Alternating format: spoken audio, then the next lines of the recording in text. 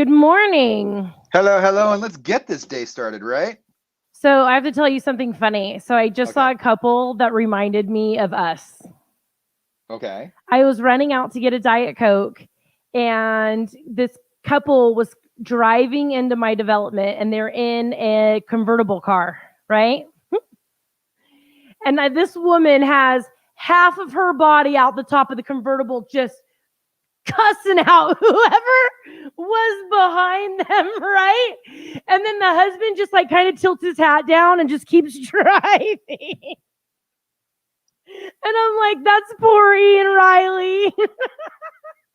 And he's trying not to laugh, but he's also super embarrassed. So he's just like putting his head down. And I'm telling you, this woman, like 60 years old, half her body out the car, yelling at who's ever behind. Can I tell you about your gate security? Yeah. Oh, my gate security. They don't care. I know. Did they tell you Did they tell you exactly where I live? No, I told him a name. I told him a name I didn't even know, just to see, because I remember you telling me that your gate security isn't awesome. So I came up to that side on the part where you stop. So I'm headed up to Rob's house. And the guy goes, "Okay." Yeah. And that was it. Yeah. I know who So Rob is. we have a key card to get in. After at 7:30, there's no security. So if you don't have a key card to get in, you're stuck unless somebody else lets you in. And yesterday, the guest side was wide open, but the resident side was closed. So I'm like, so I need a key to get in, but randoms don't? It's a huge complaint here all the time. Yeah, no, I literally pulled up. He looks out. So I'm going to Rob's. He goes, and like you can see on his face for a minute trying to figure out who Rob is, and then he just has this like, okay. Yeah. One of the guys, when I had somebody come here and pick me up, told the guy exactly where my house was. He didn't even give the guy, because you're supposed to give the address. And he's like, blah, blah, blah. And didn't, and then he's like, oh, yeah, she's right up there. And I go, no, that's not why we have security. We had you see my cat? I did, just kind of ran across. Have you ever called to complain on security, or on the security though? Because we had a development up here, or in Auburn rather, called Lake of the Pines, and every weekend we had like 5 or 6 girls that we all saw in there, and every weekend we go see somebody, and security was just like, "Where are you going?" We're like, "Oh, we're heading over to Deborah Lynn's." Okay. And then we go over to Deborah Lynn's. Deborah Lynn's mom would call security like, "Why are you letting these boys in this development? We don't want them here. What are you doing?" Yeah. I remember my friend moved into a gated community because she left an abusive marriage. And this guy behind me is like, hey, will you let me in? I don't have the code.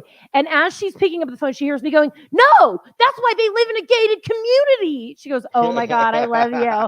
And I pulled into the gate just far enough to where he couldn't follow me in and stop there until the gate shut. Well, I'll tell you what. If you ever want to know gate codes, just be a food delivery driver, because you get all the gate codes. So that has happened to me before, because I was up here and I ordered round table, and they usually need to call to get in, or need a gate, us to open the gate for them. And so me and my guy friend, before I lived up here, I'm at his house, windows wide open, doors wide open. All I'm in is a t-shirt. That's it, right? And I'm walking by the door and I look, and the delivery driver is standing at the door. I go, oh my God, give me a minute. And I shut the door.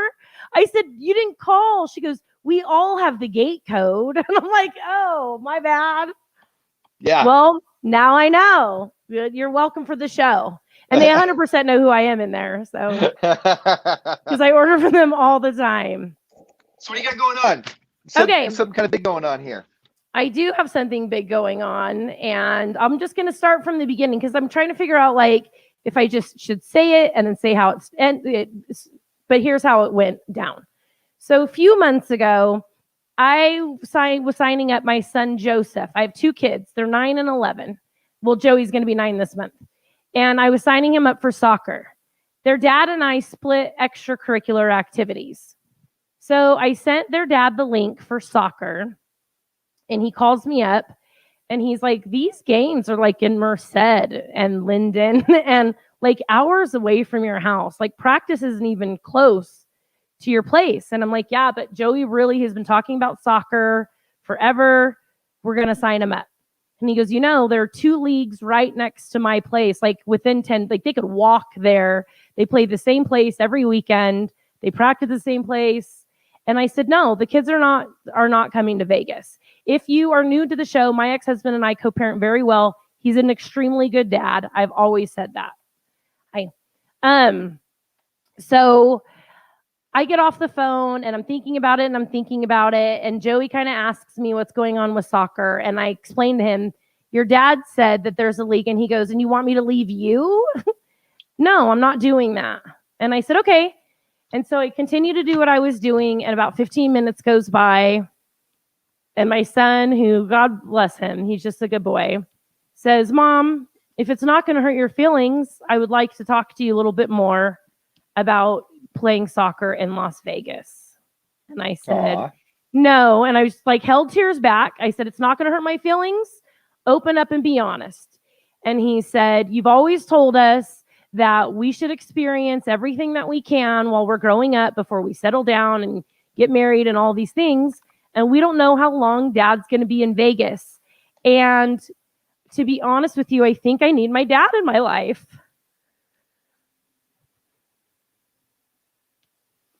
I was going through a really bad breakup, which people don't want me talking about, and that's fine because they think that he thinks maybe I'm not over it, but it ended a lot more terribly than I thought. And I'm just now facing it. And I dove into work, and I was working all the time. And when I would come home, I was very depressed. And my son said, we think that we need to go see Dad. And I said, okay. I have a couple rules. You have to stay for the entire year. You can't come back in the middle of the year because Daddy is strict. And your sister has to agree with you because I'm not splitting you guys up. Joey was very young when we divorced. Layla's been his only constant. We're not splitting them up. That is a team effort. That's never going to happen. So Layla was already ear hustling because it's who Layla is. And she comes down and she says, I want to go. I want to spend a year in Vegas with Dad, please. And she said, he gets to do all of these things and he gets to do all these cool things at work. And we don't know how long he's going to be there. We would like to go if it's not going to hurt your feelings. And I said, no, it's not going to hurt my feelings. Mommy wants what's best for you. They said, we're not really seeing you. You're working all the time. So that's one of the reasons I quit my other job. If you've noticed, I haven't had a second job in a while so that I could spend more time with the kids. And Joe and I discussed it. The kids and I discussed it. They're going to live with their dad this year in Las Vegas. And we're all good with it. And he's a super good dad. And I'm not in the least bit worried about my kids' well-being. So I got that going for me. I know a lot of people are going to be very judgy about the situation because the mom usually has the kids. And why wouldn't the kids want to live with their mom? Well, maybe because they also have an awesome dad. So this year, the kids are going to be in Vegas, and I'm just going to focus on work because now we're open back up and we have broadcasts and we have work to do. We want to get out and see all of our people. And the weekends that I have available, I'll be in Las Vegas visiting my children and getting healthy. And that's my main focus this year, is that I really need to get healthy because I can't let my kids go live with their dad and not come out of this a more positive, well person. So that's what's happening. And I'm okay with it. And the kids are excited. And I've almost asked them every month since, are you sure this is what you want to do? And since they've been there, they've seen Garth Brooks and they've gone to magic shows and they've gone to water parks and their dad's already got their dentist appointments done and they're loving it. And that's just the way it's going to be this year. There you go. That's it. How much? Okay. So ask yourself this though, how much of the emotion, because I know there's a whole lot of emotion, but how much of the emotion is from the kids going to Vegas and you knowing that you're doing the right thing with Joe versus how much of the emotion is bearing that and knowing that there's going to be a whole bunch of people going, asking questions where you have to process other people's emotions because they're not understanding what it is you're doing, That's a hard thing because Joe's girlfriend, Jen, and I have become really good friends these past couple of years. And after, a couple of glasses of wine, she was very honest with me. And she said, when the kids were staying with Joe, I judged you. I immediately assumed that you were a mess and that you couldn't take care of your kids. But now that I see your guys' situation, it's not like that. Like, why is it any different for me to have the kids all the time as opposed to him having the kids all the time when he's a great parent? You know what I mean? Well, and And let's not discount and forget the fact, because he is a great parent and you're a great parent and you guys live mhm, in different states. And so it's not practical and it's not possible to do 50-50. So he came and saw that every opportunity he got. And sometimes it was a couple of months and sometimes it was a couple of weeks in a row. And you're doing the same thing. And so, like I said, I think I think most of this emotion comes from what other people may think of you, because other people can be awful. yeah, Like your ex-husband's girlfriend now, like you said, immediately thought the very, very worst, right? So how do you explain what it is you're doing with your children, and how everybody is on board and everybody knows it's the right thing and everybody is okay with it, free of emotion, when you know that even people as close as his girlfriend thought the way that she thought initially before she got to know you? And there's 1,000 other people hearing this right now that don't know you except outside of this and could be thinking right now, but a whole year? What are you doing, girl? I think that's where the emotion comes from, because you and I yeah. both know you're doing the right thing. You both I know. know You, I am. I know I yeah, am. Joey really does want his dad. Like that, he became connected to the guy that I was dating because he needed a man figure, and he wants to be with his dad. And Layla loves to just be moving all the time, which we all know. Layla wants something. She'll want something different next year too, right? right. She's just Layla's like you. Layla she's is just you. like me. She's just like me. And the surprising thing is besides you, because you've always been through everything I've been through, my biggest support is that women are more accepting of it than men. Like when I would tell men that my kids are going to, they immediately like, whoa, you're a crap mom, right? And I'm like, no, I'm not, but I am a really good mom for like, well, how many mom? I don't get to do these things with them. I don't get Right. to take them backstage at Garth Brooks. I can't get them into the Twitch lounge. And for me to keep the kids because I'm the mom and I am going to have to work a little bit harder because now I'm not getting child support, I think is completely unselfish of me. I don't disagree.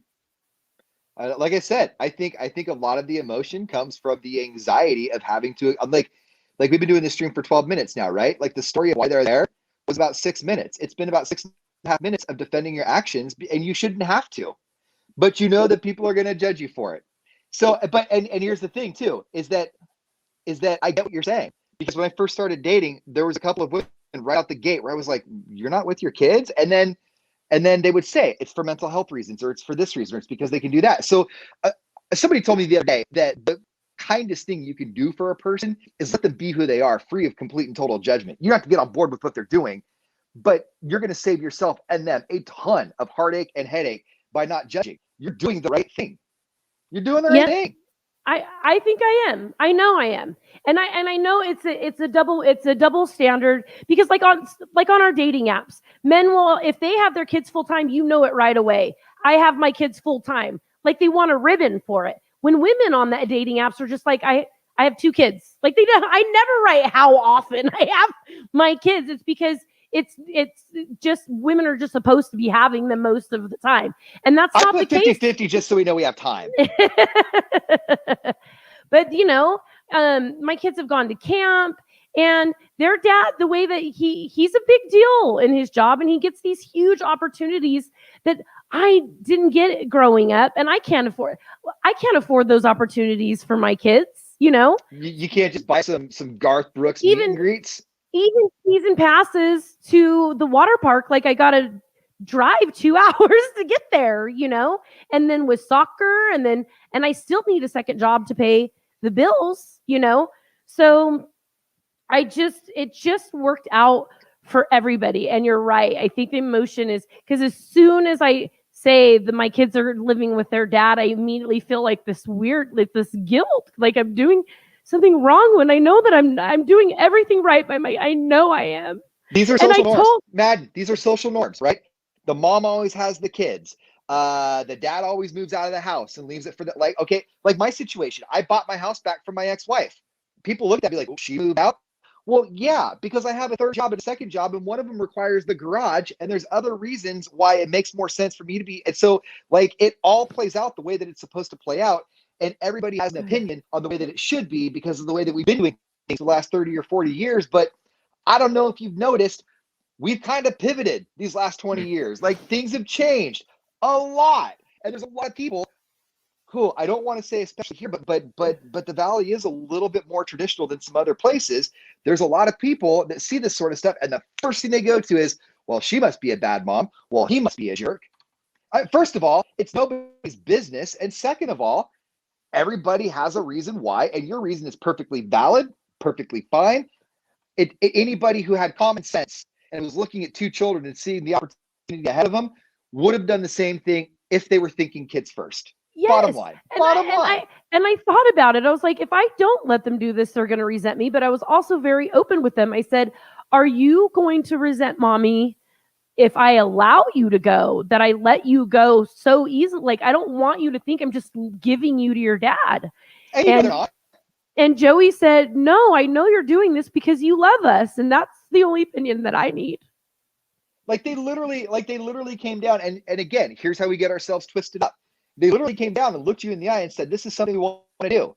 And then you still had to look at him and say, but if I let you, are you going to be mad at me? Because you have everybody coming at you for every single thing we do saying, well, this is the way that's been for the last 25, 30 years. So why aren't you doing it this way? If you're not, that must mean it's because you're bad at it. Okay. Because there's a whole lot of things that we did in the 60s that we don't do now because it was really, really bad. And I'm proud. Yeah, I'm proud that we have raised kids that were able to be so open with me about the situation. And that Joe and I have set an example that they know that we're working together and not against each other. And you have your child coming downstairs and looking you in the face and saying, you've always told us this. This is like they started from point A and ended on point B, like super collected. I know. That's awesome. I'm proud of them. I have good kids. I really do have the greatest kids. Like, take some weight off of your shoulders. They came down, looked you in the eye, and expressed exactly what they wanted to do, and you guys made it happen. All of this stuff right now, this is just fluff and BS. It doesn't matter because you guys did the right thing. I think so. Thank you. Yeah. Thank you. You're welcome. So when y'all see me traveling and in Vegas and all these places, it's not like I'm continuing my hot girl summer. But like the weekends I don't have the kids, I've decided like I'm going to go take care of myself and get my, health back together and pay off some bills because when I don't have the kids during the week, I can work extra. So this is all going to work out for everybody. Yeah, I wouldn't sweat this. Like I think you're sweating more what people think than the actual thing. Like I think you've done the right thing. I think you're right. My kids have already done more in these last 5 weeks since their dads had them than I have done like all my summers collectively. Right. And if a Friday and Saturday comes up and you don't have anything going on and you want to go down and see him, go down and see him. And it's just that easy. And that's how we like I already have a week in August that I'm going for my son's birthday. And Joe's even like that. He's like, he's been super helpful. He goes, you know what always helped me is knowing flights were booked. So why don't you book them out? Southwest credits you back. If you can't use it, immediately credits you back for another flight. So just, book all these flights out now, and then you could rearrange them later if you need to. And the kids are getting old enough they can fly alone. I'm still not ready for it. And it's only like an 8-hour drive, and I love an audiobook. So I know the weekends that you and I don't have work, I'm just going to jump in the Jeep after the show on a Friday and head out, It's weird to think about our kids and their age and the age that they're getting at and the things that they can do alone, because I was looking at some other stuff with my situation, and I was looking at some things I was kind of bristling. I'm like, well, in a year, that's not going to matter. Okay. Like you forget that they're getting that age where like, they're like mini adults, Yeah, they are. They are. When Joey looked me in the face, I was like, you are an old soul, my friend. Like he's like, Mom, I think it's time that I have my dad in my life for a little bit and we check out these new opportunities. I was like, who am I? I'm talking to a grown little man right there. I know that Joey is a couple years younger than my oldest, but the two of them are super old souls. I could see both of them. This is an old John Mulaney joke. I could see both of them going to like get a massage, and the massage therapist would be like, okay, dress to your comfort level. And they would both put on like sweats and a cardigan and be like, do you have a chair that I can sit in and read? That's exactly my boy. That's exactly my boy. And I'm glad that my daughter's getting her expensive taste like her mama the year that she moves into Vegas. Oh, she's gonna come back with some nice stuff. She suckered her dad into name brand shoes and eyeglasses. Here's my daughter, she may be flighty like me. She takes really good care of her glasses because she cannot see without them, and she knows it. And so we both have agreed, like if she keeps taking care of them, she has to wear them every single day. So get her what she wants, no matter. And then we split the cost. And she got some Michael Kors glasses the other day. She looks so cute. That's awesome. That's awesome. Thank you for always being so supportive. Absolutely. You're doing the right thing. You're doing the right thing. Like I said, the rest of the stuff is just noise and it doesn't matter. Like if anybody looks at you all and is like, your kids are in Vegas, not with you. You have every right to give them 2 middle fingers and tell them to blank all the way off. Be like, yeah, what are you doing on your Tuesday night? I'm not watching kids or making dinner. Yeah. You know what I did last night when I got home? What? Whatever I wanted. Whatever I wanted to do. I think I fell asleep texting. I think I woke up with my phone under my butt. Slept where I wanted, ate where I wanted, did what I wanted. Yeah, I made my bed this morning only because I decided to. Nobody told me to. I might do laundry later. I might not. I don't know.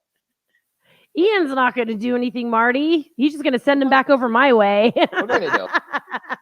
You're giving Madden grief? Hey, don't do that. You want me to fight? I don't do that either. Didn't you see the beginning of this stream? It's always me popping off, and he's got to be all step in, take her away from the situation.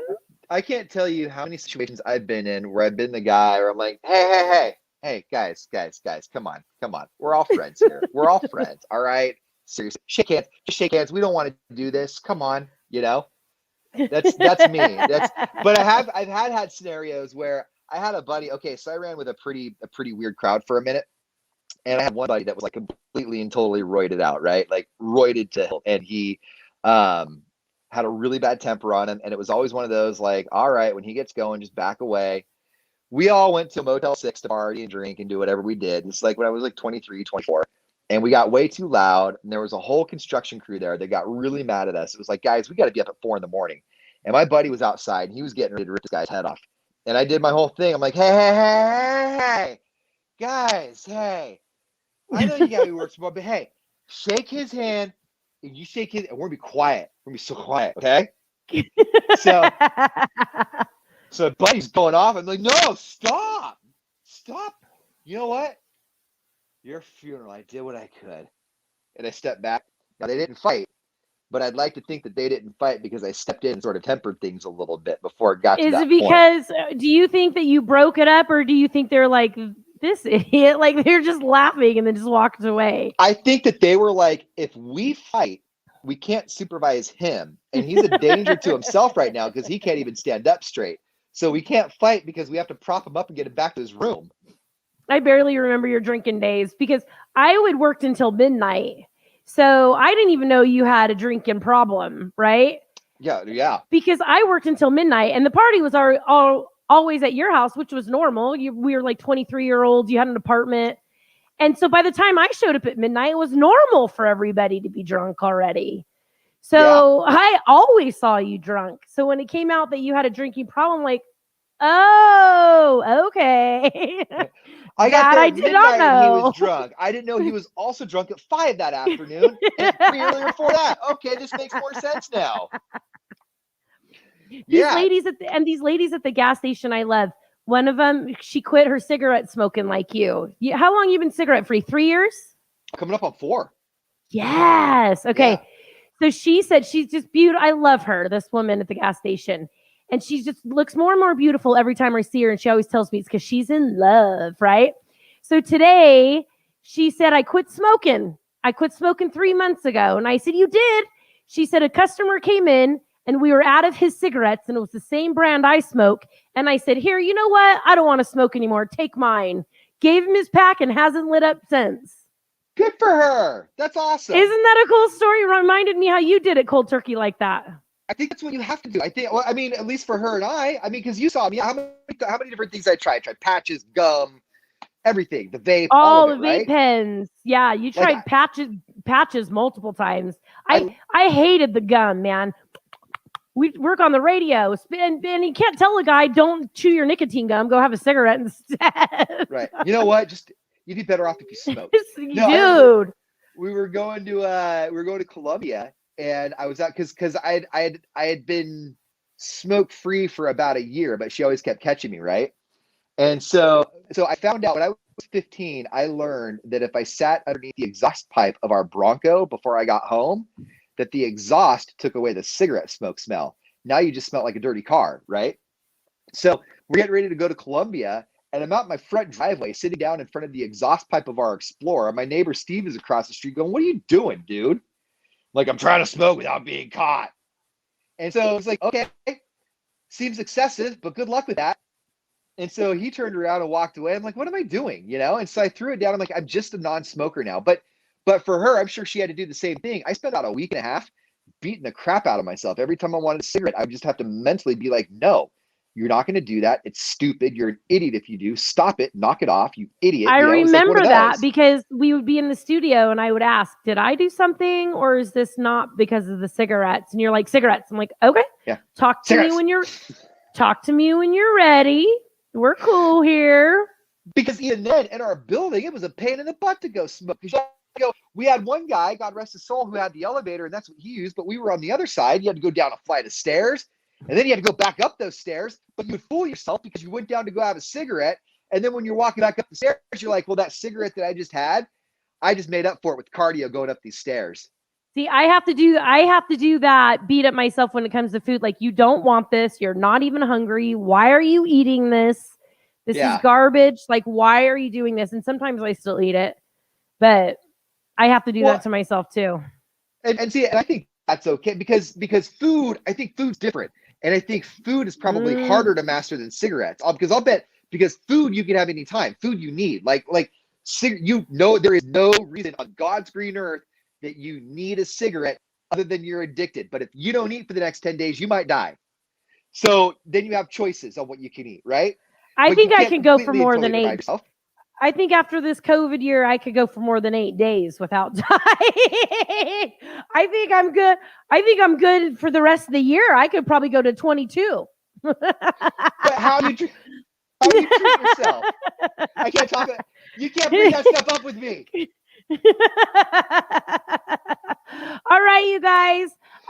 Thanks for joining us this morning. Thank you, everybody, for being so awesome and supportive. And I love you. You're doing the right thing. You know you're doing the right thing. Anybody else that gives you a hard time, A, doesn't know, B, needs to shut their mouth because C, it's none of their business. I love you. Thank you. Bye, you guys. Bye.